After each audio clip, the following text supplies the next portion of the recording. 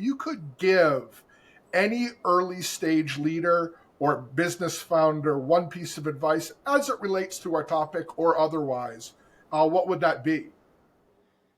Yeah, I think I hit a bunch of them, but I would Yeah. say you need if you haven't done this, take out paper or pen and write out what you mean by culture.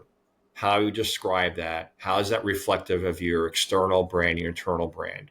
Why do people want to buy your products and services, and why do they want to work there and have a career there? That's the one. If there's anything I would say, focus on right now. If you haven't done that exercise, and by the way, when you've done that exercise, how do you then tie in your people, processes, and systems so it's systemized into your organization? So that I know we haven't answered that question, but yes, that's the one thing I would have people do. I love that. I love that. And I want to kind of do a deep cut back to the beginning of the show when you mentioned first starting your company. It was just you doing most of the work and a bunch of contractors. That begs the question, and I think it's an important thing to elaborate on, how your organization changes based on its life cycle. So, Hmm. so quite clearly, CPG Partners today is a wildly different organization than it was back then. So when you're building out that culture and you're engineering your leadership style to that organization, how does that change based on the life cycle of where that business is at?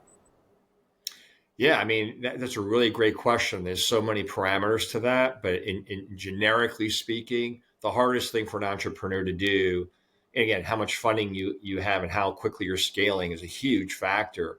But letting go of the day to day in general is really the most critical thing you can do, Mm-hmm. because most entrepreneurs are heavily involved in the day to day or the execution side of the business. But there's some point as you scale that you have to make that pivot, and that's really, really critical. And part of that's going to be how you start ramping up in terms of staffing and the people that you're hiring and the people you surround yourself with.